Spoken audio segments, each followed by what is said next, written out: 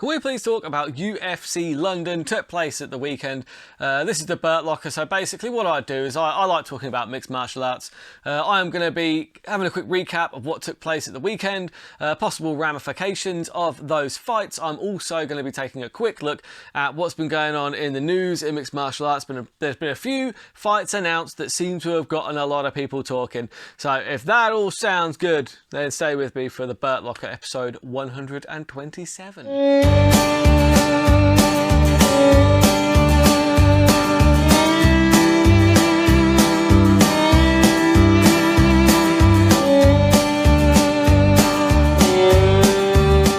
start off by recapping UFC London. Now, my main takeaways from this is that Alexander Gustafsson, I'm with DC on this. DC ain't wrong here. Like, he put a lot of people fucking getting upset because DC tweeted out that Gustafsson should walk away because his chin ain't there anymore.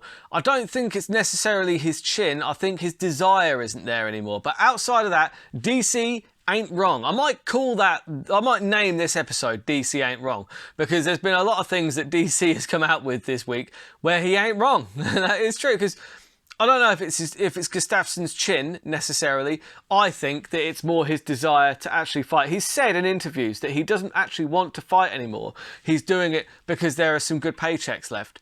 And that's probably why he isn't winning. He doesn't look like he wants to win. And, you know, at the end of the day, Gustafsson was very good once. It's a shame that his greatest claim to fame is going to be losing to John Jones, though. You know what I mean? I'm going to discuss this with my good friend Dave Keane, the CMA podcast host. It's CMA podcast, another great podcast. You should go and check that one out. We did a post-fight breakdown, but we are actually going to do a little chat at some point soon, because I think we disagree. I don't think that Gustafsson versus Jones, the first one, is as close as people made it out to be. I really don't. But that's just my humble opinion. So yeah, moving on, we'll stick on UFC London. Paul Craig, he was down 2 rounds. He was happy to crawl around on the floor. And again, Daniel Cormier sending his tweets out. He ain't wrong here. Look, you're down 2 rounds.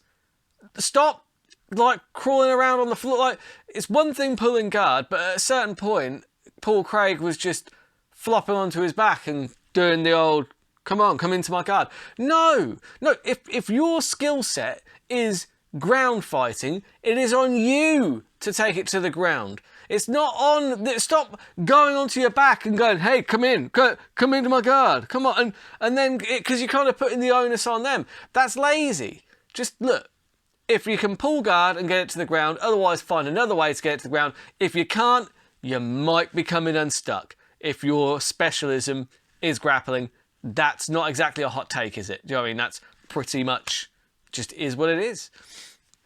Molly McCann, absolutely fantastic. Using her elbows all over the place, calling it the people's elbow. It's not really the people's elbow. I don't know.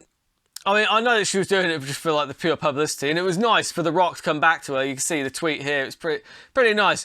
But I don't know if she's seen a people's elbow, but that's not what she did. What she does is a spinning back elbow, and she does it just about as well as anybody. Fantastic. Not a people's elbow, though, so I don't really get... I mean, I do get it. I get why they're doing it, but it's not a people's elbow. The people's elbow was far more elaborate than that. Less effective, more elaborate.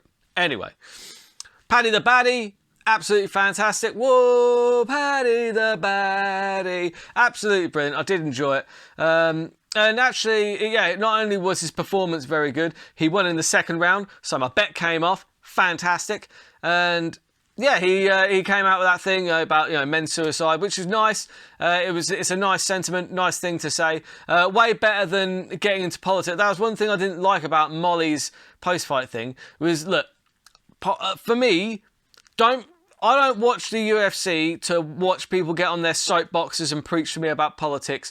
So please leave politics out of it unless you're trying to be funny, unless you're kind of trolling. Like, because Covington did the whole political thing, but he was like doing it to troll people, whereas no, Molly was doing it to kind of get on her soapbox kind of thing. Like, oh, fuck the Tories. Just leave it out. I don't watch the UFC for that. But whereas, you know, Paddy's message was slightly more, I think everybody can agree they don't want their friends to kill themselves, whereas not everybody can agree on what political party they want to say fuck you to, because that is the essence of politics, is that not everyone can agree, which is why I think it's not what you need to put in your post-fight interviews, in my humble opinion. Curtis versus Hermansson, I didn't care before the fight, I didn't care during the fight, and I sure as shit don't care after the fight. I have already forgotten about it. Curtis Blades versus Tom Aspinall, absolutely heartbreaking. It's a shame for it to end like 15 seconds in. We still don't know who would win in that fight, but congrats to Curtis. Like, he should go on and fight the winner of Tuivasa versus Gunn, because otherwise he's got to wait for Tom to have his surgeries and all shit like that. Joe, he shouldn't have to wait. Look, it goes down as a win for him. He should be progressing. I wish Tom all the best. Tom will come back. I'm sure he will. He'll rehab that. He'll come back looking better than ever. I'm sure there's a title in his future, but I think there might be a title in Blades' future as well. I do think Curtis Blades is also extremely, extremely good. There's no real news on how bad the injury is for Tom Aspinall at this point, but there's one doctor that thinks it's an MCL, but he's doing that just by looking at the tape, so I don't know how accurate that might be, but hey, I am a doctor, they are, so yeah, it's what it is. I would just like to say before I go into the news, thank you very much for watching. If you could please do me a favour, like and subscribe. If you could also head over to my Patreon and subscribe to that, because there are extra fight breakdowns that go onto the Patreon that don't go anywhere else, and they don't get seen by anybody else. And the research that I put into them, like, it's pretty solid. You know what I mean? Look, the bets I always put down are terrible because it's funny. I like keeping the odds long and the bets terrible. That's how I like to bet. But the actual research I put into the fights, that's all perfectly legit. You can take that research, and I implore you to then make your own fucking decisions when it comes to betting. Definitely don't follow my motto, because, you know, once in a while it comes off, but you know, that's about it. Either way, thanks for your support. Please like, share and subscribe. Comment as well if you can. Also, check out my friend Dave Keen's podcast, the CMA podcast.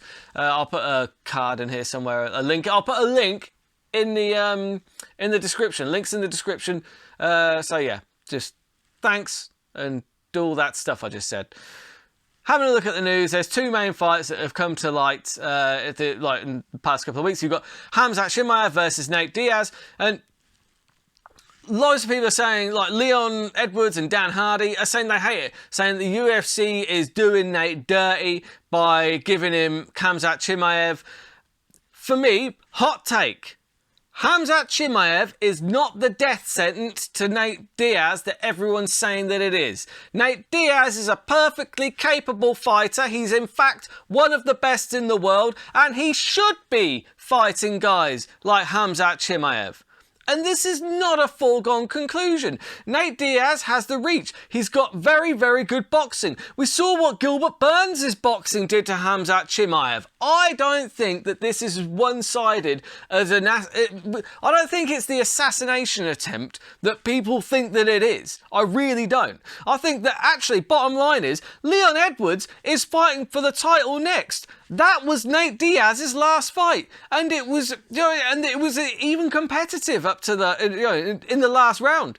So people were fine with Nate Diaz fighting Leon Edwards, who's now fighting for the title next. You've got Khamzat, who's ranked number 3, and everyone's losing their minds because poor Nate Diaz is being forced to fight this monster assassin that's just gonna kill him and put his head on a plate. I don't think that's gonna happen. I think that Nate Diaz is a big boy, right? He's a fighter. He's not going to go in there scared of Khamzat Chimaev. And that's one of the things that Khamzat relies on in order to shake his opponents, to beat them before they get in there. You're not doing that to Nate Diaz. This is a more difficult fight for Khamzat Chimaev than people are thinking. I'm saying that right now. Then you've got Peter Yan versus Sean O'Malley. Again, I think this will be more one-sided than Khamzat versus Nate. I really do. I don't think O'Malley has a skill set to compete with Peter Yan. Said it here first. Said it here. Although, one thing I would say is that Peter Yan isn't really known for leg kicks, and that's a real weakness for Sean O'Malley. But for me, Peter Yan's hands, he's so powerful and so nasty, I think that actually this one's a bad one for Sean O'Malley. But we'll see. Look, if Sean O'Malley can starch Peter Yan, then sign me up. Okay, like, you know, strap a rocket to that kid, send him to the fucking moon, send him to the title race. But outside of that, don't fucking join. So far on his resume, there's nothing there that shows me that he belongs in the top 5. If he beats Peter Yan, he definitely deserves to be there. But this is a very big test. Be very, very interesting as well.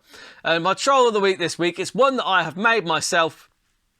And basically, it is in stark contrast to what I believe with the fight itself, because I don't think it's as one-sided as people are kind of making out to be. But everyone's losing their minds over Khamzat Chimaev, over Nate Diaz being fed to Khamzat Chimaev. That's the narrative that people are pushing. So for me, it's like Nate Diaz is in. If you've seen porn stars, like he's always saying, look, the best I can do is $10 or $100 or whatever. So you've got Nate Diaz in the pawn shop, and he's saying, I want a nice, easy fight on my contract so I can leave on a win. Now you've got Dana White behind the desk. It's the best I can do is Khamzat Chimaev. And actually, like I said, this is more to people's reactions over the fight than to what I think the fight actually is. But that is all I've got time for this week. I think next up we've got Pena versus Nunes too. I think let's have a look at the events, UFC events. UFC events, upcoming events, Pena versus Nunes, and that is July 30th. That is this week. In fact, yeah, Pena versus Nunes. So, well, yeah, the second fight. I mean, this is going to be interesting. It's the first time I've really seen like Amanda Nunes properly kind of like talking a bit of shit. Brandon Moreno's against Kai France. That's interesting. Derek Lewis against Sergey Pavlovich. That is a fun one. Yeah, some decent fights on there. So I'm going to be breaking those down on Friday. There'll be extra fights over on the Patreon as well. So until then, keep those odds long and those bets terrible.